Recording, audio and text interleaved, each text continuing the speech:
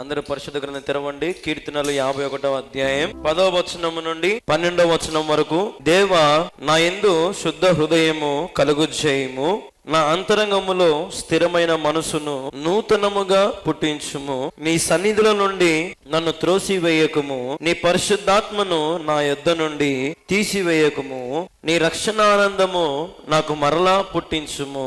సమ్మతి గల మనసు కలుగజేసి నన్ను దృఢపరచుము. మనం చదివినటువంటి వాక్య భాగాన్ని మనం బాగా గమనించినట్లయితే, నాలో శుద్ధ హృదయమును సృజించుము. మొట్టమొదటి లైన్ మనం గమనిస్తే, దేవా నా యందు శుద్ధ హృదయమును కలుగు చేయము, సృజించుము, నాలో స్థిరమైన ఆత్మను నూతనపరచుము. నీ సన్నిధి నుండి నన్ను తోసివేయకుము, నీ పరిశుద్ధాత్మ నన్ను విడిచి తీసిపోనీయకుము.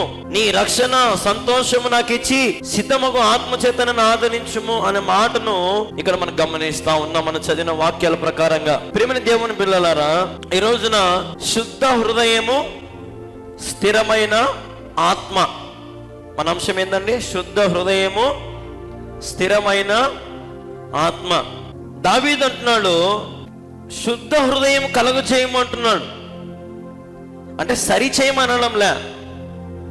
ఏమంటున్నాడు ఆయన? కొత్తది పుట్టించమంటున్నాడు, సృజించమంటున్నాడు. అంటే అర్థం ఏంటి?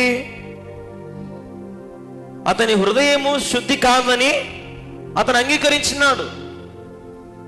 నా హృదయము శుద్ధి కాదు, నాకు కొత్త హృదయాన్ని ఇవ్వాలి. హల్లెలూయా, హల్లెలూయా. కొత్త హృదయాన్ని ఇవ్వాలి, కొత్త హృదయాన్ని ఇవ్వాలి. నా హృదయాన్ని నేను శుద్ధి చేసుకోలేను. అతను అంగీకరిస్తున్నాడు. తనలో పాత స్వభావం మారాలంటే దేవుని యొక్క కార్యము చాలా అవసరం అంట. హల్లెలూయా. కాబట్టి మనం గమనిస్తే ఇక్కడ మనము కూడా స్థిరమైన ఆత్మ కలిగి, శుద్ధ హృదయం కలిగి మనం బ్రతకాలి. ఈ 2025 సంవత్సరము చివరి ఆదివారాలకు మనం వచ్చినాం. ఈ చివరి ఆదివారం రోజున ప్రభు సన్నిధిలో చేరి ఎంతమంది స్తుతిస్తున్నామండి? కొంతమంది. ఎందుకంటే మనకు సంవత్సరానికి మహా అంటే ఒక 53, 54, 55 ఆదివారాలు వస్తాయి అంతే. ఈ 50 రోజులు ఆదివారాల పూట ఎంతమంది రక్షించబడిన వారు, హృదయము శుద్ధి కలిగిన వారు, స్థిరమైనటువంటి మనసు, ఆత్మ కలిగిన వారు దేవుని సన్నిధికి వస్తున్నారండి కదా? చాలా మంది రాలేకపోతా ఉన్నారు. దేవుణ్ణి స్తుతించలేక, దేవుణ్ణి ఆరాధించలేక, దేవుణ్ణి మహిమపరచలేక ఈరోజు ఎంతో మంది వారి జీవితంలో నష్టపోతున్నారు. దేవునికి దూరమై,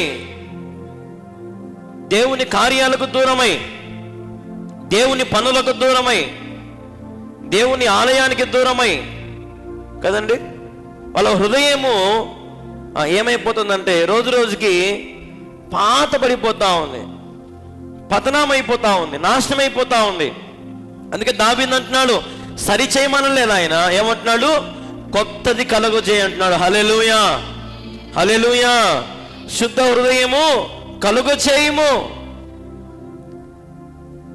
ఒక పాట కూడా రాశారు భక్తుడు, శుద్ధ హృదయం కలుగు చేయము నాలోన నాలోన. అడగాలి దేవుణ్ణి. ఈరోజు చాలా మంది మారు మనసు పొందకుండానే ఎంతో మంది రక్షణ పొందామని బాప్తిసం తీసుకుంటా ఉన్నారు. దేవుని నమ్ముకున్నాము, దేవుడు వాక్యంతో మాట్లాడినాడని చెప్పి మారు మనసు లేకోకుండానే బాప్తిసం ఎంతమంది తీసుకున్నారు. నూతన పరచబడక మునుపే, శుద్ధ హృదయము కలుగు చేయబడక మునుపే ఎంతో మంది రోజు బాప్తిసం తీసుకున్నారు. ఎందుకు? పరలోకానికి పోతామని మాయలో ఉన్నారు.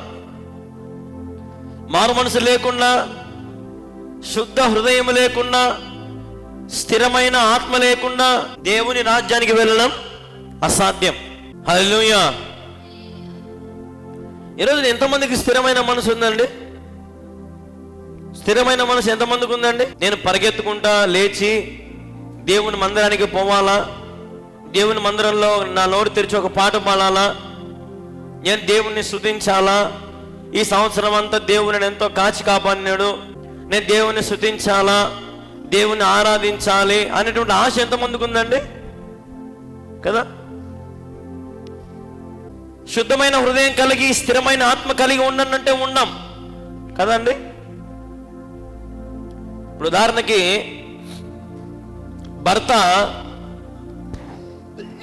భర్త భార్యకు మంచి నగలు తెచ్చిచ్చాడు అనుకోండి, మా వినాల. భర్త భార్యకు మంచి నగలు తెచ్చిచ్చాడు అనుకోండి, 7 వరాల నగలు పెట్ట నిండుతా ఉన్నాయి అనుకోండి, మా వినాల. 7 వరాల నగలు పెట్ట నిండుతా ఉన్నాయి. కానీ భార్య అందరూ పోతున్నారని చెప్పి వజ్రాల కోసము బంగారు కోసం పోయిందంట. న్యాయమేనా? ఏం తక్కువ ఉందని పోయిందామా? 7 వరాలు నగలున్నాయి, కానీ ఆమెకి ఎందుకు పోయింది? ఏ ఆశ కోసం పోయింది? ఇంకా ఏదో దొరుకుతుందని, ఇంకా ఏదో అని. కానీ పోతే దొరుకుతుందా? ఎంతమంది పోయారండి? ఎంతమందికి దొరికినాయి వజ్రాలు వైడూర్యాలు? దేవుడిచ్చినవి. నేను చెప్పేది అదే. స్థిరమైన మనసు లేకుండా, ఒక సంఘానికి పోకుండా, ఒక చోట నిలకడగా ఉండకుండా, ఏ చెట్టుకి గాలి వస్తే ఆ గాలికి వెళ్ళిపోవడమే చెప్పకూడదు. కానీ ఈరోజు నా సంఘంలో ఎంతో మందికి స్థిరమైన మనసు లేదు. ఎందుకు దేవుడు దీవించాలి? నీ సంఘములో నువ్వు నమ్మకంగా లేనప్పుడు, నీ దైవదాసుని దగ్గర నువ్వు నమ్మకంగా లేనప్పుడు నీ జీవితంలో కార్యం ఎలాగ జరుగుతుంది? సేవకుడు ఎంత బాధపడతాడండి? నన్ను కాదని ఫలానా చోటికి వెళ్ళారు అని సేవకుడు బాధపడ్డా. ఇప్పుడు నీ భార్య లేదా నీ భర్త నీ మాట వినుకోకుండా ఎక్కడికైనా పోయినాడు అనుకో, నువ్వు సంతోషంగా ఉంటావా? దిగులు పడతా ఏడుచుకుంటా కూర్చుంటావా? చెప్పాలమ్మా. ఇప్పుడు నీ భర్త నీ మాట వినకుండా ఎక్కడికైనా తన చెడ్డ స్నేహితులతో కలిసి ఎక్కడికైనా పోయినాడు అనుకో, అప్పుడు నీకు సంతోషంగా ఉంటుందా? బాధగా ఉంటుందా? బాధగా ఉంటుంది. ఈరోజు మనుషులు తెలుసుకోవడంలా. స్థిరమైన ఆత్మ లేదు, స్థిరమైన హృదయం లేదు. పచ్చో గీచో ఏదో ఒక రకంగా ముందు మందిరానికి పోయి మందిరంలో మోకాళ్ళు లొంగితే నాకు దేవుడు సహాయం చేస్తాడు, నాకు ఆరోగ్యం ఇచ్చినాడు, ఈ సంవత్సరం అంతా నాకు చేతితో పనులు ఇచ్చినాడు, నేను బాగా బతికినా బాగున్నా, తిండికి కొదవలేదు, దేవుడు నన్ను సమృద్ధిలో నడిపించినాడు, నాకు ఆనందముగా బతికిన ఈ సంవత్సరం అంతా అని ఎంతమంది ప్రభు దగ్గరికి వచ్చి థ్యాంక్స్ చెప్తున్నారండి? లేదు. ఎవరికో ఒకరికి బాగైతే మనకు కూడా బాగా అవుతుందేమో అని పరిగెత్తుతాం. ఎవరికో ఒకరి గర్భఫలం కలిగింది అనుకుంటే ఇంకొకరికి మనం కూడా పోయి ఆశపడతాం. పోనీ పోయేటప్పుడు ఉత్త చేతులతో ఏమైనా పోతామా? వేలు తీసుకొని పోతాం ఏమ్మా. కానీ స్థానిక చర్చిలలో ఎంత వేస్తారు? 10 రూపాయలు వేస్తారు. ఎంత అన్యాయం ఇది. ఇప్పుడు ఇంట్లో ఉండి నీ భర్తకు పప్పన్నం పెట్టి మీ అమ్మ మీ నాన్న ఇంటికి వచ్చి వాళ్ళ కోసం చికెన్ చేస్తే నీ మొగుడు బాధపడ్డా? ఇంట్లో ఇప్పుడు నీ భర్త కోసమో నీ భార్య కోసమో పప్పన్నం చేసుకొని అప్పుడు ఎవరైనా మీ ఇంటికి మీ అమ్మ మీ నాయన మీ బాగా క్లోజ్గా ఉన్న వాళ్ళు వచ్చి నువ్వు పప్పన్నవి తిను, మా వాళ్ళకి నేను చికెన్ బువ్వ పెడతా, మటన్ బువ్వ పెడతా అంటే ఇంట్లో వాడు ఎటో ఫీల్ అవుతాడు కదా. ఈరోజు మరి ఎన్నో అర్థం కావడంలే సంఘానికి. సంఘంలో విలువలు తెలియడంలే, స్థిరమైన మనసు లేదు. అందుకే భక్తుడు అంటున్నాడు, స్థిరమైన మనసు నూతనముగా పుట్టించుము. హల్లెలూయా. పుట్టించుకొని అడగండి ప్రభువుని, అయ్యా నేను స్థిరంగా ఒక చోటకి వెళ్ళాలి, స్థిరంగా ఒక చోట ఉండాలా, స్థిరంగా ఒక చోటే బల్ల తీసుకోవాలా, స్థిరంగా ఒకే చోటనే నమ్మకంగా ఉండాలా. మీరు పోయినటువంటి ఆ పాస్టర్ దగ్గరికి పోయి, నేను పోయిన నెల వచ్చినా గుర్తుపట్టినావా అని అడగండి. పోయిన నెల నేను వచ్చినా, నంద్యాలకు వచ్చినా, కడపకు వచ్చినా, కర్నూలుకు వచ్చినా, అంతలెక్కలు వచ్చినా, రావులపాలెం వచ్చినా, సీతంపల్లికి వచ్చినా, అన్ని పల్లెలకు వచ్చినా గుర్తుపట్టామని అడగండి. కానీ నీ సంఘ గురువు నిన్ను గుర్తుపడతాడు, నీ సంఘ కాపరి నిన్ను గుర్తుపడతాడు. ఏమ్మా సంఘానికి రాలేదే అని ఎవరు అడుగుతారు? నీ సంఘ కాపరి అడుగుతాడు. ఏమ్మా ఈ వారం మందిరానికి రాలేదని ఎవరు అడుగుతారు? నీ సేవకుడు అడుగుతాడు. ఏమి నీకు ఆరోగ్యం ఎట్టుందని ఎవరు అడుగుతారు? నీ భర్త అడుగుతాడు. ఊర్లో వాళ్ళందరూ అడుగుతారమ్మా. నీ నీరసము నీ కథ అంతా చూసి నీ భర్త అడుగుతాడు, ఏమ్మా నీకు ఆరోగ్యం బాగాలేదా? సర్లే హాస్పిటల్ పోదాం పని నీ భర్త పిలుచుకొని పోతాడు హాస్పిటల్కి. ఊర్లో వాళ్ళందరూ పిలుచుకొని పోతారా? ఈరోజు మనుషులు వాక్యాన్ని ప్రేమించకుండా లోకములలో వాటిని చూస్తూ వేగిరపడతా ఉన్నారు. ఈరోజు చివరి ఆదివారం ప్రభు దగ్గరికి వెళ్ళాలి, నేను ప్రభుని స్తుతించాలి, నా మందిరంలో నేను ప్రభుని మోకాలంగి ప్రభుని గణపరచాలి. ఈరోజున ఎంతో మందికి స్థిరమైన మనసు, ఒకే చోట నిలకడగా నమ్మకంగా ఉండాలా కదండి, నమ్మకత్వం కలిగి ఉండాలా. నువ్వు ఏ సంఘానికైనా పో, ఎంత దూరమైనా పో, ఆన్నే ఉండాలంగా సత్యంత వరకు. మళ్ళా సాయంత్రం అయితేనే కళ్యాణ్ బాబు మా ఇంటికాడికి రా ప్రార్థన చేయి, అయ్యా పాస్టర్ అయ్యా మా ఇంటికాడికి రా ప్రార్థన చేయి. మళ్ళీ ఈడెందుకు మధ్యలో వాడినే పిలిపించుకుంటే పోలే, పోయినోన్నే వాడు వచ్చాడే మీ కాడికి, మీ ఇంటికాడికి రాగలుగుతాడు దూరాల నుంచి? రారు. స్థానికంగా ఉన్నటువంటి నీ సంఘ గురువును ప్రేమించండి, అతనికి విలువ గౌరవం ఇవ్వండి. మీ సమాధి చేసేది అతనే, మీ పుట్టినరోజు చేసేది అతనే, మీ పెళ్లిళ్ళు చేసేది అతనే, సమస్తం మీకోసం పోరాడేది అతనే. హల్లెలూయా.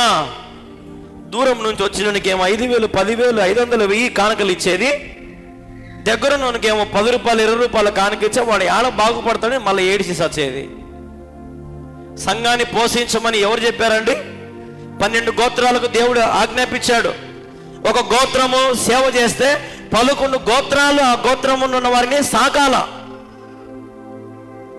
సంఘము సేవకులను, సేవకుల కుటుంబాన్ని సాకాల సంఘం. తెలుసా మీకు? దశంభాగాలు ఇచ్చడం ఎవడని దశంభాగాలు ఇచ్చేది? లెక్క పెడదాం పండి, ఏ సంఘానికైనా పోయి లెక్క పెడదాం. ఎవడు దశంభాగం మెచ్చన్నాడు? ఎవరు నమ్మకంగా దశంభాగం వేస్తున్నారండి? దశంభాగాలు ఇచ్చే మన సేవలు ఇటు కొనసాగుతాయా? మందిరాలు లేపబడతాయి, సువార్త ప్రకటించబడుతుంది కదా. మీటింగ్ పెడితే ఎవరికి లాభం? ఎవరికి లాభం? మీ ఇంటిలో ఉన్న దురాత్మకారి చీకటి శక్తులు లయమైపోతాయి, ఆగిపోయిన ఆశీర్వాదాలు ప్రారంభించబడతాయి. అనేకులు కన్నీళ్లు విడిచి ప్రార్థన చేస్తే నీ ఇల్లు దీవించబడుతుంది, తిరిగి కట్టబడుతుంది. శాపాలు కొట్టివేయబడతాయి, నష్టాలు పోతాయి, కష్టాలు పోతాయి. హల్లెలూయా. ఈరోజున క్రైస్తవుడు మరి దేవుని బిడ్డలని పిలువబడుతున్నారు, కానీ ఎలాగ బ్రతుకుతున్నారో ఒకసారి ఆలోచన చేసుకోండి. వాక్యం చెప్తుంది, శుద్ధ హృదయం కలుగు చేయి. దావీదు అంటున్నాడు, శుద్ధ హృదయం కలుగు చేయి, స్థిరమైన ఆత్మనాలో పుట్టించు. ఏమ్మా మనం అడగద్దా? నన్ను అడుగుతారు, కళ్యాణ్ బాబు గర్భఫలం కోసం ప్రార్థన చేయి. సరే గర్భఫలం వచ్చినాకన్నా వచ్చి థ్యాంక్స్ చెప్తారా? చెప్పరు. మళ్ళీ ఏం చెప్తారు తెలుసా? అందరూ చేస్తున్నారు లేని అంటారు. ప్రార్థన ఎంతమంది చేస్తున్నారంట? అందరూ చేస్తున్నారంట. అందరిలో కళ్యాణ్ బాబు ఒకడు, ఇంకొక గురువు ఒకడు, ఇంకొక గురువు ఒకడు, అందరూ ఒకడే కదా. నమ్మకం లేదు మనిషికి, ఈరోజు యథార్థత లేదు మనిషికి, నమ్మకత్వం లేదు కదండి. అందుకే మన స్థితిగతులు, మన పునాదులు వేర్లతో సహా పెకిలించబడతా ఉన్నాయి. శాపాల పాలవుతున్నాం, నష్టాల పాలవుతున్నాం. చదువు నా మాట, కీర్తనల 34:21. చెడుతనమును భక్తిహీనులను ఏమవుతుందంటమ్మా? సంహరించును. చెడుతనము మనలో ఇంకా చెడుతనం ఉందేమో. చెడుతనం ఉంటే ఏమవుతుందంట? చెడుతనం ఉంటే సంహరించబడతాం. నష్టాలు, మన జీవితం నాశనం అయిపోతుంది. నీతిమంతుని ద్వేషించువారు అపరాధులుగా ఎంచబడుదురు. హల్లెలూయా. అపరాధులుగా ఎంచబడతారు. ఈ రోజున మనుషులు మన మీద ఎన్ని కుట్రలు పడినా, మనుషులు మన మీద ఎన్ని రకాలుగా మనల్ని ఎన్ని చేయాలని చూసినా, నీతిమంతులుగా మనం బ్రతికితే, యథార్థంగా మనం బ్రతికితే మన జోలికి ఎన్నడూ ఎప్పుడు రాడు. హల్లెలూయా. ఈ రోజున ఇక్కడ మీరందరూ దేవుని మీద ఆధారపడడం నేర్చుకోండి. దేవా నాకు నీవు తప్ప సహాయం చేసే వాళ్ళు ఎవరూ లేరని నమ్మండి. కంటికి రెప్పలా కాపాడిది దేవుడు, మనుషులు కాదు, సేవకులు కాదు. ఆశీర్వాదాలు ఇచ్చేది దేవుడు, మనుషుడు కాదు. నేను ఒకరోజు ఒక పెళ్లికి పోతే పెద్దోళ్ళు కాళ్ళు మొక్కమని చెప్పినారు, పెళ్లి కూతుర్ని పెళ్లి కొడుకుని. ఆ పెద్దోళ్ళ కాడికి పోయి కాళ్ళు మొక్కుతానే, నిండు నూనెళ్ళు పిల్ల పాపలతో చల్లగా బతకండి అనింది. ఆ ముసలాముల ఆ ముసలి ఇద్దరు అన్నారు ఆ మాట. రోజుసేపటి పక్కకు పోతానే హెచ్చులంతా అలివి కాలే, నాశనం అయిపోతారులే అంటుంది. అంటే దాని అర్థం ఏంది? అప్పుడే దీవించిరి, అప్పుడే శపించిరి కదా. ఈరోజు మనం మనుషులను మెప్పు పొందుకోలేం. మనుషులకి ఎంత చేసినా తక్కువే, లోటు కనపడుతుంటుంది వాళ్ళకు. మమ్మల్ని ముందు పెట్టుకోలే, మమ్మల్ని దూరం పెట్టినారు, మమ్మల్ని పట్టించుకోలే, మమ్మల్ని పిలిచలే కదా. నువ్వేం చేసినావు మందిరం కోసం? నువ్వు మందిరానికి రాకుండా ఎక్కడెక్కడ దిగినావు? మందిరంలో బల్ల తీసుకోకుండా ఎన్ని మందిరాలకు మీ బల్ల తీసుకున్నావు? ఎంత ప్రేమిస్తున్నాం సంఘం తరపున, ఎన్ని వాక్యాలు బోధిస్తున్నాం, ఎంత క్రయధనము చెల్లిస్తున్నాం, ఎంత శ్రమ పడుతున్నాం, ఎంత దారపోస్తున్నాం. ఈరోజు మనుషునికి కంటికి కనపడుతుందో లేదో నాకు తెలియదు, కానీ ఖచ్చితంగా కల్వరి ప్రార్థన పర్ణశాలలో కేవలం క్రీస్తు ప్రేమే ప్రకటించబడతా ఉంది. హల్లెలూయా! క్రీస్తు ప్రేమే, మరి ఇంకోటి ఏది లేదండి. ఈరోజు మనుషులు ఆలోచన చేసుకోవాలి, ఏం మాట్లాడుతున్నాం? దేవునికి లెక్క చెప్పాలి, ఇప్పుడు దేవునికి చెప్పాలా? ఈ రోజున దేవుని సన్నిధిలో నేను చెప్తున్నానండి, మీరు స్థిరమైన మనసు కలిగి ఉంటే, శుద్ధ హృదయం కలిగి ఉంటే, మంచి మనసాక్షి కలిగి మనం ఉంటే, దేవుడు మన ప్రతి అక్కర తీర్చునుగాక. హల్లెలూయా! ప్రతి అవసరత తీరుస్తాడు, ప్రతి కార్యము జరిగిస్తాడు, ప్రతి ఉద్దేశములు సఫలపరచునుగాక. డబ్బుంటే అన్ని అనుకుంటున్నారు, కానీ కళ్యాణ్ అంటాడు దేవుడుంటే అన్ని. హల్లెలూయా! దేవుడుంటే అన్ని. దేవుడుంటే ఏ కొదవ చేయడు ఆయన.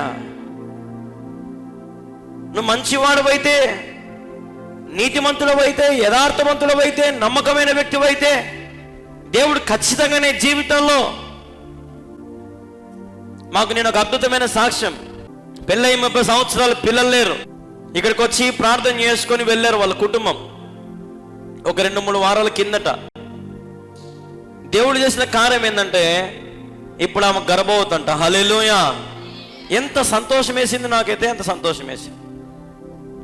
30 సంవత్సరాలు లేనటువంటి గర్భఫలం కల్లూరు గ్రామానికి వచ్చి కల్వరి ప్రార్థన పర్ణశాలలో మోకాళ్ళొంగి ప్రార్థన చేసుకుంటే దేవుడు వారికి అనుగ్రహించినాడు. ఇక్కడ యథార్థంగా పరిచర్య జరుగుతుంది. దేవుని కార్యాలు ఇక్కడ సఫలపరచబడుతున్నాయి. ఎంతో మంది దీవించబడుతున్నారు, ఆశీర్వదించబడుతున్నారు. ఎందుకంటే దేవుని మందిరంలో అనేకమైన నూతన కార్యాలు జరిగించబడతా ఉన్నాయి. హల్లెలూయా! నూతన సృష్టి, నూతన కార్యాలు, నూతన పరచబడుతున్నారు అనేకులు. ఎవరు నిర్లక్ష్యం చేయొద్దు కదండి, నిర్లక్ష్యం చేయొద్దు.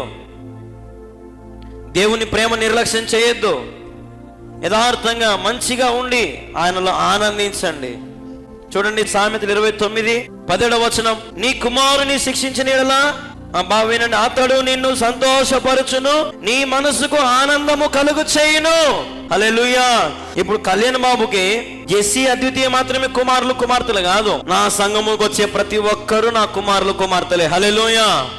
వయసులో పెద్దలైనా సరే నా బిడ్డలు లాంటి వాళ్ళే. నేను మిమ్మల్ని ఎందుకు శిక్షిస్తాను, ఎందుకు మిమ్మల్ని తిడతాను, ఎందుకు మిమ్మల్ని అరుస్తాను, ఎందుకు మిమ్మల్ని గద్దిస్తానంటే ఒకటే ఉద్దేశం, మీరు తర్వాత సంతోషపడాలని, మీరు తర్వాత ఆనందంగా ఉండాలని. ఈ రోజున నేను ఎక్కడికి మిమ్మల్ని వెళ్ళొద్దని ఎందుకు చెప్తున్నానంటే ఒకటే మాట, అంత్య దినాలలో అంత్యక్రీస్తు వస్తాడు, అబద్ధ బోధకులు వస్తారు, తెల్లని బట్టలు కప్పుకొని గొర్రె పిల్లలాగా స్వభావం కలిగి మంచి వాళ్ళని చెప్పుకొని మీ మధ్యలో అనేకులు వస్తారు. మనము జాగ్రత్త పడాలా. జాగ్రత్త పడి దేవునికి మన హృదయం సమర్పించుకొని దేవుని మీద ఆధారపడితే నువ్వేమవుతావు? సంతోషపరచబడతావు, ఆనందపరచబడతావు. హల్లెలూయా! ప్రభుని అడగండి, నూతన మనసు నాకు అనుగ్రహించు. మీ మందిరాలకు వెళ్ళండి, మీ సంఘంలో నమ్మకంగా ఉండండి, మీ మందిరంలో నమ్మకంగా పరిచర్య చేయండి, మందిరాన్ని పరిశుద్ధపరచుకోండి, నీట్గా ఎక్విప్మెంట్ నేర్చుకోండి, ఎలా పెట్టాలి, ఎలా చేయాలి, ఎలా సర్దాలి, దేవుని మందిరం ఎంత సుందరంగా చేయాలి. నా ఆలోచన అయితే ఎప్పుడు అదే, దేవుని మందిరాన్ని ఎంత అద్భుతంగా చేయాలంటే అంత అద్భుతంగా చేయాలి, ఎంత సుందరంగా అంటే అంత సుందరంగా చేయాలి. ఎంత ఖర్చు అయినా సరే, ఎంత శ్రమ అయినా సరే. మాకెవరు లేరు పరిచర్య చేసేది, నమ్మకంగా వచ్చిపోయేటోళ్ళు ఎవరు లేరు. మాకు డబ్బులు ఇచ్చే ఎంతో మంది వస్తున్నారు మా కాడికి పనిచేసేదానికి. ఉచితంగా మాత్రం ఎవరు రావడంలే, దేవుని సేవ చేద్దాం పని ఎవరు రావడంలే మా కాడికి. అర్థమైందా? దేవుని పని చేద్దాం పా, కళ్యాణ్ బాబు ఎంతో కష్టపడుతున్నాడు పాపం బిడ్డ యవనస్తుడు, అది పని నోటి మాట. బాగా కష్టపడుతున్నాడు కళ్యాణ్ బాబు, బాగా కట్టినావు, బాగా చేస్తున్నావు, పై నోటి మాట. క్రియల్లో ప్రేమ లేదు. ఇంటి దగ్గర మౌనంగానే ఉంటారు కానీ రోజు చర్చికి పోయి ఆ శిలవగాడ తుడుద్దాము, రోజు ప్రార్థన చేసుకుందాము, రోజు ఏదైనా మందిరంలో ఊడి తుడుచుకుందాము అనేటువంటి ఆలోచన ఉండదండి. ఈ రోజున స్థిరమైన మనసు లేదు సంఘములో, నూతనమైన ఆత్మ ఇంకా కలిగి జీవించలే మనం. స్థిరత్వంగా ఒక చోటికి మనం పోలేకపోతున్నాం, నమ్మకంగా ఒక చోట మనం ఉండలేకపోతున్నాం. ఎందుకంటే మనం దైవ దీవెనలు కోల్పోతున్నాం రోజు రోజుకి. అపవాది మనలోకి వచ్చాడు కాబట్టి, అపవాది నీలో అనేకమైన ప్రశ్నలు, అర్థమైందా? అపవాది ఎన్నో రకాలుగా నేను హింసిస్తూ ఉంటాడు, ఎన్నో రకాలుగా నేను బాధ పెడతా ఉన్నాడు అపవాది, ఎన్నో రకాలుగా నేను కించపరిచి అవమానపరిచి వేదన పరచాలని వాని ఉద్దేశం. ఈరోజు వానినే మనం గణపరుస్తున్నాం కానీ అన్ని ఇస్తున్న దేవుని గణపరచలేకపోతా ఉన్నాం, అన్ని మేలులు చేసిన దేవుని మనం గణపరచలేకపోతా ఉన్నాం. ఈరోజు స్థిరమైన మనసు నీకు కావాలంటే ప్రభు యొద్దకు రా. స్థిరమైన ఆత్మ కలిగి స్థిరంగా ఒకటే చోట, ఒకటే సంఘం, ఒకటే కాపరి, ఒకటే బల్ల నువ్వు నమ్మకంగా ఉండాలి. ఈ చివరి ఆదివారం ప్రభు సన్నిధిలో చేరిన మనమందరం, లైవ్లో చూసేవాళ్ళు ఎవరమైనా సరే, మన జీవితము ప్రభుకి ఇంపుగా సొంపుగా ఉండాలి. హల్లెలూయా. దేవునికి తగినట్టుగా మనం ఉండాలి. అర్థమైందా? ఎవడో పోతున్నాడు కదా అని నేను పోతే, ఒక రోజున ఒక బేల్దార్ అన్నను పనికి పిలుచుకుని అనమాట. పనికి పిలుచుకుంటే ఇంకొక బేల్దార్ని కూడా పిలిపించుకున్నా. ఇద్దరు బేల్దార్లను పిలిపించుకున్నా, బాగా వినాల. ఇద్దరు బేల్దార్లను పిలిపించుకున్నా నేనే. పిలిపించుకుంటే ఒక బేల్దార్ ఒక పని చేస్తున్నాడు, ఇంకొక బేల్దార్కి ఒక పని చెప్పిన. ఆ ముందు వచ్చిన బేల్దార్ ఏమంటాడంటే, ఏమిన్నా నేనే చేసిండు కదా, ఆ డబ్బు లేదో నాకు ఇవ్వచ్చు కదన్నా. ఆ బేల్దారు ఏదో చేసేది నేనే చేసిండు కదన్నా, లేట్ అయినా గంట లేటో రాత్రో ఉండి నేను చేసిండు కదన్నా, నాకే ఇవ్వచ్చు కదన్నా. లేదులే నీ పని నువ్వు చేయి, నీ పని నువ్వు చేయి అంటే కరెక్టేనా? ఒక పనివాని మనం పెట్టుకున్నాక ఆ పనివానితో మనం నమ్మకంగా పని చేయించుకోవాలి. ఒక కాపరి మనం ఏర్పాటు చేసుకున్నాక ఆ కాపరితో మన పనులన్నీ సంతోషంగా జరిపించుకోవాలి. ఒక సంఘంలోకి మనం వెళ్ళినాక ఆ సంఘంలో మన వంతు, మన భాగం ఆ సంఘంలో ఉండాలి. అర్థమైందా? రెండు దారులు, రెండు పడవల మీద ప్రయాణం మంచిది కాదు. అర్థమైందా? ఉదాహరణకి నేను ఈ సంవత్సరం క్రిస్మస్కి 5 మంది సేవకులకు సహాయం చేసిన. వాళ్ళకి బియ్యం కానీ, నేను నా భార్య కూడా చెప్పుకోలే, ఇప్పుడు చెప్తాను మీకు. బియ్యం కానీ, వట్టి సరుకులు, ఒక 5 మంది సేవకులకు ఒక్కొక్క సేవకునికి 3,000 చొప్పున నేను సహాయం చేసిన. ఎందుకు సహాయం చేసిన? కొండ ప్రాంతంలో సేవ చేస్తున్నారు, కొంతమంది ఏజెన్సీ ప్రాంతంలో సేవ చేస్తున్నారు, కొంతమంది మారుమూల పల్లెలో సేవ చేస్తున్నారు, కొంతమంది ఏమీ రాని కానుకలకు అక్కడ పరిచయం చేసే వాళ్ళు ఎంతోమంది ఉన్నారు. తెలుసా అండి? ఈ రోజున డబ్బు దోచుకొని పోయే వాళ్ళని ప్రేమించొద్దు, మీ కొరకు ప్రార్థించే సేవకులను ప్రేమించండి. హల్లెలూయా. మీ టైంను దోచుకునే వాళ్ళని ప్రేమించొద్దు, మీ కొరకు టైం కేటాయించే వారిని ప్రేమించండి. అర్థమైందా? ఏం పాస్టరు నేను పిలిచే రావే, మా ఇంటికి వచ్చి ప్రార్థన చేయి. ఎందుకు రావు మా ఇంటికి? అప్పుడు ఏ పాస్టర్ అయినా పొరపాటు నోరు తెరిచి నువ్వు వాని కాడికి పోతున్నావు కదా, వాన్నే పిలిపించి చేసుకోపా అంటే అప్పుడు నీకు ఎట్టుంటుంది? కానీ ఆ పాస్టర్ ఆ మాట అన్నాడు, సరే పా అమ్మ వచ్చాపా అంటాడు. మనకే బుద్ధి లేదు, జ్ఞానం లేదు. అర్థమైందా? ఇప్పుడు భార్య ముందరనే ఎదురింటి ఆ పప్పు బల ఏచ్చది అన్నేమనుకో, ఇంట్లో భార్య ఇంకా పప్పే చేయదు. ఎందుకు చేయదు? ఎందుకు చేయదు? ఎదురింటి అమ్మకాడి పోయి తినిపోయి సాగు పో, నీకు ఆమె పప్పే నచ్చింది పో, ఉండు అడక్కచ్చ ఉండిపోయి ఒక మా మొగుని నీ పప్పు అంటే ఇష్టం అంట, నీ పప్పు పోసిక ఏదో తిని సావురా, ఈ పప్పు ఏది తింటా, నువ్వు నన్ను అడిగినామంటే సంపుతా నిన్ను. అప్పసా ఉంటుందా? ఇండ్లు ఖాళీ చేసి పోతుందేమో, ఇండ్లు అమ్ముకొని ఇంకొక ఊరికి పోతుందేమో, కానీ నీతో పాటు అప్పసం ఉండేది ఎవరు? నీ భార్యే.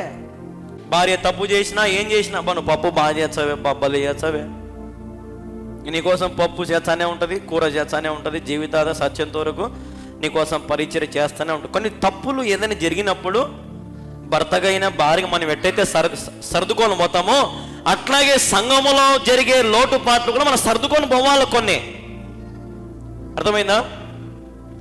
వాళ్ళ ముందు పెట్టుకున్నారు, మమ్మల్ని ముందు పెట్టుకోలే, వాళ్ళకి ఇచ్చారు, మాకు ఇలా వాళ్ళని చేసి వీళ్ళకి ఇవన్నీ వద్దు, సర్దుకొని పోయి గుణం. సంఘం అంటే దేవుడు పోల్చాడు, స్త్రీతో పోల్చాడు. పెళ్లి కుమారుడు రాబోతా ఉన్నాడు, ఎన్నో కార్యాలు చేశాడు దేవుడు, ఎన్నో అద్భుత కార్యాలు దేవుడు చేసినాడు, ఎన్నో గొప్ప కార్యాలు దేవుడు చేసినాడు. నేను చెప్పేది ఏంటంటే మనలో ఒక వ్యక్తి మర్చిపోతున్నాడు అంటే అర్థం ఏంటంటే మనం ఆ వ్యక్తిని మర్చిపోయామని. హల్లెలూయా, అర్థమైంది నేను చెప్పింది? ఈ రోజున ఏదైనా సరే నేను చెప్పేది ఏంటంటే మన సంఘంలో కానీ మీరు ఏ సంఘంలోకైనా ఎక్కడికైనా ఏ సేవకునైనా ఒక కాపరిని పెట్టుకొని ఆ కాపరి వెంట నడవడం నేర్చుకోండి. ఆ కాపరి చెడ్డోడైతే ఆ కాపరిని విడిచిపెట్టి ఇంకొక కాపరి, మంచి కాపరిని వెతుక్కోండి. అంతేగాని చెడ్డ కాపరిని వదిలిపెట్టుకొని ఇంకొక చెడ్డ కాపరికి అడిగిపోతే ఇంకా నాశనం అయిపోతాం. ప్రార్థనలో కనిపెట్టుకోవాలా, అయ్యా నాకు ఈ కాపరి బోధ నాకు నచ్చట్లేదు, ఈ కాపరి అంత డబ్బు, ఈ కాపరి అంత మోసం, ఈ కాపరి అంత అన్యాయం, ఈ కాపరి అంత స్వార్థపరుడు అని ప్రార్థన చేసుకో. ప్రభు మంచి కాపరిని మీకు బయలుపరుస్తాడు. ఎక్కడికో పోయి ఎన్నెన్నో చేయకండి. దయచేసి మీ సంఘంలో విత్తండి, మీ సంఘంలో ప్రాధేయపడండి. కానుకలు కానీ ఏవైనా సరే, హృదయం కానీ మీ సంఘంలో నమ్మకంగా చేయండి. గెంటేసే కాడికి పోవాకండి, నిలబెట్టి మాట్లాడే వ్యక్తుల దగ్గరికి పోండి. గెంటేసే వ్యక్తుల దగ్గరికి పరిగెత్తబోయి ఏదేదో చేసుకోవాకండి. మీకోసం నిలబడి మిమ్మల్ని ఆదరించేవాడే నా యేసయ్య. హల్లెలూయా, ఆయన నిలబడ్డాడంట. యేసుక్రీస్తు ప్రభు మనందరి కోసం ఏమయ్యాడు? ఆయన నిలబడ్డాడు. ఆయన ప్రాణం పెట్టడానికి నిలబడ్డాడు. ఆయన రోగిని స్వస్థపరచడానికి నిలబడ్డాడు. ఆయన పోండ్రా అనే గెంటేయలే. వాడేం దేవుడు కాదు, మనుషులేం దేవుళ్ళు కాదు, గెంటేసే వాళ్ళంతా. అర్థమైందా? కాళ్ళ మీద పడేది, మొక్కుకుండేది, అబద్ధ ప్రవక్తలు, అబద్ధ బోధకులు, అబద్ధ మాటలు, అబద్ధ సాక్ష్యాలు, వేసిన బోధలు చెప్పి మిమ్మల్ని ఈరోజున ఒక మాయలో, ఒక ట్రాన్స్లో మిమ్మల్ని అలవాటు చేసుకుంటారు. జాగ్రత్త. ఈ రోజున దేవుని సన్నిధిలో నేను చెప్తున్నానండి, నమ్మకంగా నిలబడి ప్రభు కార్యాలు చూడండి. ఒకే ఒక చోట, అది పూరు గుడిసైనా సరే, చర్చి నీ ఇల్లు పూర గుడిసైనా సరే, మోకాళ్ళకి ప్రార్థన చేయి. ప్రభు అని ప్రభువును వేడుకో. ఆకాశం వాకిలి తెరిచి ప్రభు సహాయం చేస్తాడు. హల్లెలూయా. మరియా ప్రార్థన పరురాలు తన గదిలో ప్రార్థన చేసుకుంటా ఉంటే ఎవరు వచ్చారు? దేవదూత వచ్చింది. మరియా భయపడద్దు, నేను ప్రభు పంపించిన దూతను, భయపడద్దు. చెప్పండి అయ్యా, చెప్పండి. ఇదిగో నీ గర్భమున దేవుని కుమారుడు జన్మించబోతా ఉన్నాడు, లోక రక్షకుడు జన్మించబోతా ఉన్నాడు. ఆయనకి యేసు అని పేరు పెట్టు. నా భర్త కాబోయే భర్త ఏమని అనుకుంటాడే, వానికి అడిగి పోయి చెప్తా, వాని కూడా సర్దుమాటు చేస్తాను, నువ్వు భయపడద్దు. యోసేపు పోయి చెప్తాడు, యోసేపు నీ మరియా కన్యక మంచిది, అయితే దేవుడు ఆమె గర్భం ఎంచుకున్నాడు. ఆమె భక్తి పరురాలు కాబట్టి, మంచిది కాబట్టి, కన్యక కాబట్టి ఆమె గర్భమును దేవుడు ఎంచుకున్నాడు. నువ్వు ఆమెను అవమానించొద్దు, కించపరచొద్దు. ఆమెని పెళ్లి చేసుకోవాలి నువ్వు. చూసారండి, ప్రార్థన చేసుకుంటే దేవుడు తన సహాయాన్ని పంపించినాడు. హల్లెలూయా. ఈ రోజున అనేకమైన కార్యాలు, చెడ్డ తలంపులు, చెడ్డ ఆలోచన హృదయానికి రానిచ్చుకొని సమయం అంతా వృధా చేసుకోవద్దు. ఏమ్మా కదండి? ఇది మన స్వభావం మారాల, మన తీరు మారాల, మన ప్రవర్తన మారాల, మన ఆలోచన విధానం మారాలి. ఎవడు మనల్ని మోసం చేస్తున్నాడు, ఎవడు మన బాగు కోరుకుంటున్నాడు? నేను చెప్పేది యథార్థంగా చెప్తున్నాను అంతే. నాకు లోపల ఒకటి, పైన ఒకటి మాట్లాడేది నాకు చేత కాదు. నేను చెప్పేది ఎప్పుడు ఒకటే. నేను కుర్చీలుగానే వాక్యం చెప్పుకుంటా, కానీ మోసగాళ్ళకు వాక్యం ఎప్పుడు చెప్పను. హల్లెలూయా. కుర్చీలుగానే చెప్పుకుంటా. నేను వేషధారులకు, మోసం చేసే వాళ్ళకు, వదిలిపెట్టి పోయేటోళ్లకు, దూరంగా ఉండేటోళ్లకు మేము ఎప్పుడు పట్టం కట్టం. నాకు అవసరమే లేదు. నేను ఏ రోజు కానుకల కోసం పరిచర్య చేయలేదు, కానుకలు ఆశించలేదు, దశంభాగాలు ఆశించలేదు, కవర్లు పెట్టి ఇండ్లకు పంపలేదు, చర్చి నిర్మాణానికి సహాయం చేయండి అని మీకేం డబ్బులు మిమ్మల్ని చెందా అడగలేదు. నా ప్రార్థన, నా భక్తిని బట్టి దేవుడు తన కార్యమును సఫలపరుస్తా ఉన్నాడు. హల్లెలూయా. నేను చెప్పేది యథార్థంగా చెప్తున్నానండి. ఇప్పుడు లోకములో మా వినాలి, ఇప్పుడు లోకములో మంచి భార్యకు విలువ ఉంటుందా? వ్యభిచారి స్త్రీలకు విలువ ఉంటుందా? చెప్పాలి మీరే. మంచి భార్యకు విలువ ఉంటుంది, మంచి భర్తకు విలువ ఉంటుంది. త్రాగుబోతానికి విలువ ఉంటుందా? చెప్పండి, నోరు తెరిచి ఉంటుందా? తిరుగుబోతానికి విలువ ఉంటుందా? వ్యభిచారకు విలువ ఉంటుందా? దొంగలకు విలువ ఉంటుందా? ఉండదు. మంచి వారికి, యథార్థంగా ఉన్న వారికి, నమ్మకంగా ఉన్న వారికి విలువ. ఈ రోజున అదే భక్తుడు అంటున్నాడు, శుద్ధ హృదయం కలుగు చేయి. శుద్ధ హృదయం కలుగు చేసుకోండి. బాబుని బయట ఎన్ని మాటలన్నా, ఎన్ని దూషించినా, ఎన్ని తిట్టుకుని అవమానించినా కళ్యాణ బాబు ఒక మూరుడు ఎత్తు పెరగడు, ఒక మూరుడు తగ్గు కాడు. నష్టపోయేది మనమే. కళ్యాణ బాబు ఎవడమ్మా? మైతో పాటు మనుషుడే 60 ఏళ్ళు బతుకుతా, 70 ఏళ్ళు బతుకుతా, మన నేను కూడా చచ్చిపోయేటోనే కదా, నేనేం దేవుణ్ణేం కాదు కదా. కాబట్టి మనం ఆలోచన చేసుకోవాలి, మనం ఎక్కడికి పోతే క్షేమం. దేవుని సన్నిధిలో ఒక్క దినము గడపట 1000 దినముల కంటే శ్రేష్టం. హల్లెలూయా, హల్లెలూయా. నమ్మకంగా ప్రభు దగ్గరికి రా, ప్రభు దగ్గర నమ్మకంగా ఉండు. అయ్యా, ఈ సంవత్సరం అంతా ఎన్నో పొరపాట్లు చేశాను, అనేకమైన స్థంగాలకు పోయా, అనేకమైన తప్పిదమ్ములు చేశా, అనేకమైన చోట బల్లలు తీసుకున్నా, అనేకమైన చోట ప్రభా నీ సంఘాన్ని కాదనుకొని, నీ దాసుని కాదనుకొని ఎన్నోసార్లు నేను పొరపాటు చేయడానికి క్షమించు. ఇక నుంచి నూతన సంవత్సరంలో ఒకటే చోట నమ్మకంగా నేను ఉంటా, స్థిరమైన మనసు కలిగి నేను ఉంటా. ఒకటో చోట బల్ల విరుస్తా, ఒకటో చోట నేను ఘనపరుస్తా, నీ కార్యములు సఫలపరుస్తా. నీవు నాకు ఇచ్చిన పనిని నెరవేరుస్తా.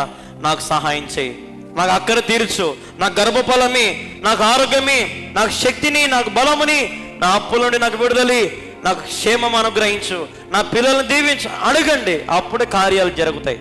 అర్థమైందా? ఇప్పుడు సారికి భార్య కంటే మా అమ్మ మా నాయనే మేలు, మంచి చీర లేచారు, పండగ మంచి తెచ్చింది, నువ్వేం తెచ్చినావు? చిన్నది, ఈ 200 చీర తెచ్చి ఎచ్చులు పడుతున్నావి అనింది అనుకో. అప్పుడు భర్త ఏమంటాడు? చెప్పండి, ఏమంటాడు భర్త? ఇంకా ఇప్పటి నుంచి మీ అమ్మ మీ నాయన కాడికి పోయి తీసుకోపో, నన్ను అడగనే అడగా. రేపు పుట్టినరోజు వచ్చింది, ఏం నాకు పుట్టినరోజుకు చీర తేలేదే, మీ అమ్మ మీరైనా మంచిది తెచ్చాను కాదు, ఆడికి పోయి తెచ్చుకోపో. అప్పసం పోతారు మా అమ్మ మా నాయన కాడికి అంటే ఆపొద్దు పో. సంవత్సరంగా ఒక్క చీర కొనిచ్చి అమ్మ నాయన మీద ఎట్లా చెప్తావో అటు చెప్పొద్దు, అట్లా మాట్లాడకూడదు. నీ భర్త నీకు శిరస్సు, నీ సంఘానికి శిరస్సు కాపరి, ఆ కాపరికి శిరస్సు దేవుడు. హల్లెలూయా. తగ్గింపు స్వభావం, మాట తీరు, ప్రవర్తన, నడవడిక మనలో ఎలాగా మార్చుకోవాలో దేవుడు మనతో శ్రేష్టంగా ఈరోజు మాట్లాడుతూ ఉన్నాడు. హల్లెలూయా. కాబట్టి మనం సరి చేసుకుందాం, నూతన పరచబడదాం. అందుకే భక్తులు అంటున్నాడు, సరి చేయమని చెప్పడంలే, అది తీసేసి కొత్తది పెట్టు అంటున్నాడు ఆయన. హల్లెలూయా. కొత్త హృదయం, స్థిరమైన ఆత్మ నాకు అనుగ్రహించు, నాకు సహాయం చేయి. తెలియడంలే మనిషికి కదండి, తెలియడంలే. లోకంలో ఉన్నటువంటి ప్రేమ ఏందో తెలియడంలే, దేవుని ప్రేమ ఏందో తెలియడంలే. లోకంలో ప్రేమే బాగుందనుకుంటున్నారు కదండి. దేవుడు ప్రేమించే ప్రేమ అన్ని ప్రేమల కంటే విలువైనది. దేవుడు మిమ్మల్ని ప్రేమతో పిలిచి నా యొద్దకు రండి, నేను మిమ్మల్ని ఎంత మాత్రమూ త్రోసివేయను అంటున్నాడు దేవుడు. హల్లెలూయా. ఎంత మాత్రము త్రోసివేయను, ఎంత మాత్రం మిమ్మల్ని విడిచిపెట్టను. మీ గురించి రక్తం కార్చింది నేను, ప్రాణం పెట్టింది నేను, తిరిగి లేచింది నేను, మళ్ళీ రాబోతున్నది నేను. నన్ను వెంబడించండి. ఎవరిని వెంబడించాలా?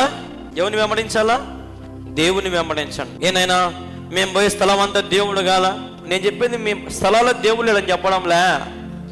ఒక చోటికి పోతే ఆన్నే సత్యంత వరకు ఉండాలా. అర్థమైందా? ఒకసారి పెళ్లి చేసుకుంటే ఆ భర్తతోనే జీవితాంతం ఏం చేయాలా? సంసారం చేయాలా. అర్థమైందా? నాకు ఈ భర్త నచ్చలే, ఇంకొక నచ్చినాడు అంటే ఇంకా అది సంసారం ఎందుకు అవుతుంది? వ్యభిచారం అవుతుంది. ఈరోజు చెప్పేది ఒక సంఘానికి వచ్చినాక ఒక కాపరి,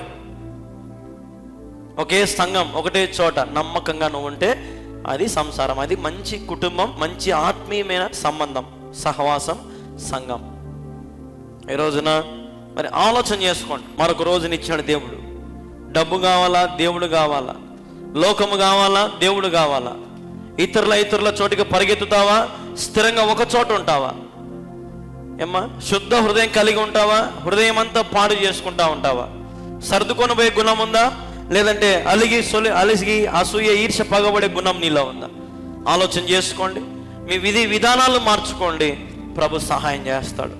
ఈరోజున మంచి ప్రసంగం దేవుడు మనతో మాట్లాడినాడు. కాబట్టి దీనిలో ఉండండి. ఎన్ని ఉన్నా దేవుని పని కంటే గొప్పది ఇంకోటేది లేదు. ఎంతైనా ఉన్నాను, ఏమైనా ఉండని, లోకంలో వాటి కొరకు ప్రాధాన్యత ఇవ్వద్దు. దేవునికి ప్రాధాన్యత ఇవ్వండి. హల్లెలూయా. కాబట్టి దేవుడు ఎంతో అద్భుతమైన కార్యాలు జరిగించినాడు. క్యాలెండర్లు ఉచితంగా పంచినాం. 1000 క్యాలెండర్లు తెస్తే 1000 క్యాలెండర్లు కేవలం 2 రోజుల్లో పంచినాం. కొందరైతే ఊర్లో అంటున్నారు, అయ్యా మా ఊర్లో డబ్బులు ఇచ్చినప్పుడు ఇంతవరకు మాకు ఇలా, తిరవగట్టినా మాకు ఇలా. కళ్యాణ బాబు ఎంత మంచోడు, 10 సంవత్సరం మాకు పంపించాడు ఉచితంగా. అటు పోయినసారి 500, ఈసారి 1000 క్యాలెండర్లు. ఇంకా సరిపోలే, ఇంకా కొన్ని పల్లెలు పంచలే మేము ఈసారి. రేపు సంవత్సరం 2000 క్యాలెండర్ పంచాలని. హల్లెలూయా. పంచుతాం. సేవ ఉన్నంత కాలం పరిచయంతకు ప్రయాస పడతాం. దేవుని సేవకు వచ్చింది సమకూర్చుకోవడానికి కాదు, ధారాళంగా విత్తడానికి, దేవుని ప్రేమను అనేకులకు పంచడానికి, దేవుని ప్రేమను అనేకులకు తెలియపరచడానికి ఈ సేవకు వచ్చినాం. అర్థమైందా? ఈ రోజున ఇక్కడ కూర్చున్న మీరు, నేను దేవుని సన్నిధిలో నేను చెప్పే మాట ఎప్పుడు ఒకటే: స్థిరమైన మనసు, శుద్ధమైన హృదయం కలిగి మనం బ్రతుకుదాం. దేవుడు దీవిస్తాడు, ఆశీర్వదిస్తాడు, ఘనంగా హెచ్చిస్తాడు, ఘనంగా ఉన్నతంగా ఆశీర్వదిస్తాడు. భయపడద్దు, దిగులు పడద్దు. ప్రభు మన పక్షంలో ఉన్నాడు. నువ్వు ఈరోజు ఏ సమస్యతో వచ్చినా, ఏ చిగు చింతల్లో నువ్వు ఉన్నా, ప్రభు నీకు సహాయం చేస్తాడు. నమ్మకంగా రండి మందిరానికి. శుద్ధమైన హృదయం, పవిత్రమైన మనసు కలిగి, సర్దుకొని పోయే గుణం ఉండి ప్రభు యొద్దకు నమ్మకంగా రండి. శుద్ధ హృదయం కలిగి, మంచి క్రియలు, మంచి ప్రవర్తన, మంచి మనసు కలిగి ప్రభుని ఆరాధించి సరి చేసుకోమని చెప్తున్నాను. అంతే. సరి చేసుకుంటే దీవించబడతాం. మేమింతే, మా బతికింతే, నా ఇష్టం అంటే నేనేం చేయలేను. దేవుడి కొద్ది మాటలు దీవించి ఆశ్రదించును గాక.